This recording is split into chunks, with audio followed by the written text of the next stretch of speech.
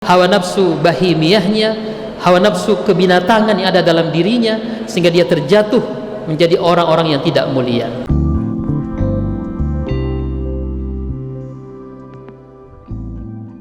Kenapa orang-orang menjadi tidak mulia? Karena dia berjauhan dari Allah Subhanahu wa ta'ala, sumber kemuliaan. Kenapa akhlaknya, pribadinya menjadi tidak mulia? Karena dia juga berjauh-jauhan daripada sunnah-sunnah Rasulullah, dari akhlak Rasulullah SAW. Kemudian Allah Subhanahu wa ta'ala menurunkan Al-Quranul Karim melalui perantaraan malaikat Jibril. Jadi Allah yang Rabbukal Akram, Rasulullah yang diutus untuk dalam rangka liutammima makarimal akhlak. Kemudian Allah menurunkan Al-Quranul Karim, Al-Quran yang juga mulia. Karena Al-Quran adalah suci, adalah kalamullah, firman Allah, maka dia menjadi satu hal yang mulia. Dan itu diberikan kepada Rasulullah SAW untuk menjadi panduan kepada kita semua umatnya. Al-Quran ini kemudian menjadi mulia, ya, dan ketika mulia itu diturunkan di bulan Ramadan. Syahrul Ramadan alladzi unzila fihi al-Qur'an hudal linnasi wa bayyinatin minal huda wal furqan. Ramadan sebelumnya adalah bulan yang biasa-biasa saja dalam pandangan orang-orang Arab ketika itu. Akan tetapi karena dia dipilih oleh Allah Subhanahu wa ta'ala sebagai bulan tempat di mana diturunkannya Al-Qur'an, maka Ramadan menjadi bulan yang mulia pula. Maka dari derajat sumber-sumber kemuliaan ini, Allah Subhanahu wa ta'ala, Rabbukal Akram, Rasulullah sebagai sosok yang sangat mulia, Al-Quranul Karim, Ramadan Karim, semuanya ini semestinya menjadi wahana kepada kita untuk meningkatkan kemuliaan diri kita. Betapa Allah Subhanahu wa ta'ala berfirman, walaqad karramna bani Adam, bahwa sungguh aku telah memuliakan Bani Adam. Apa? Dalam bentuk apa? Yakni ketika Allah memberikan akal fikiran kepada kita, ketika Allah menyempurnakan fisik kita sehingga kita lebih ganteng, lebih cakep daripada hewan, maka kita menjadi orang yang mulia, menjadi sosok yang paling mulia di muka bumi ini, bahkan menjadi khalifatullah. Akan tetapi manusia yang mulia ini bisa jatuh ke dasar ketidakmuliaan, asfala safilin. Bahkan Al-Quran mengejek manusia itu dengan sebutan ulaika kal an'am, mereka seperti hewan ternak, balhum adal, bahkan lebih sesat lagi daripada hewan ternak.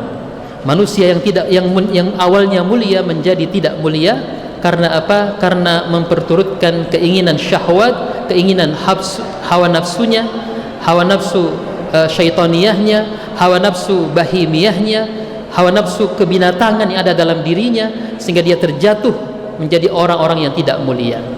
Inilah yang kita bisa saksikan dalam keseharian kita. Banyak orang yang kemudian yang tadinya mulia, bahkan dia adalah seorang menteri, bahkan begitu, dimuliakan, dipuji-puji dia. Akan tetapi ketika dia korupsi, ditangkap KPK, langsung jatuh menjadi sosok yang tidak mulia dalam pandangan seluruh umat manusia. Ini gambaran betapa mudahnya manusia terperosok dalam situasi ketidakmuliaan. Makanya kita diantar untuk senantiasa mendekat kepada Allah, mendekat kepada sunnah-sunnah Rasulullah, mendekat kepada Al-Quran, dan juga memaksimalkan fasilitas yang ada di bulan Ramadan ini untuk mengangkat derajat kita menjadi orang-orang yang lebih mulia di sisi Allah Subhanahu wa ta'ala. Alhamdulillah jamaah rahimakumullah. Tentu berbicara kemuliaan ini diawali dari kemuliaan yang pertama kita sebagai seorang muslim, ditandai dengan di KTP kita tertulis dia adalah beragama Islam. Tidak cukup menjadi seorang muslim, harus dinaikkan derajat kemuliaannya menjadi orang-orang mukmin, orang-orang yang beriman kepada Allah Subhanahu wa ta'ala. Karenanya ibadah puasa ini khusus adalah panggilan kepada orang-orang yang beriman.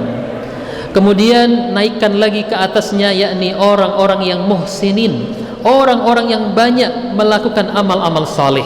Dan kesempatan di bulan Ramadan di mana Allah melipat gandakan semua amal-amal ibadah kita.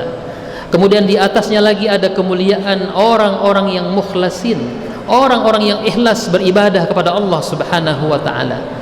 Ternyata di atasnya lagi masih ada yang lebih mulia daripada orang-orang yang mukhlasin, yakni adalah orang-orang yang muqarrabin, orang-orang yang dekat dengan Allah Subhanahu wa ta'ala.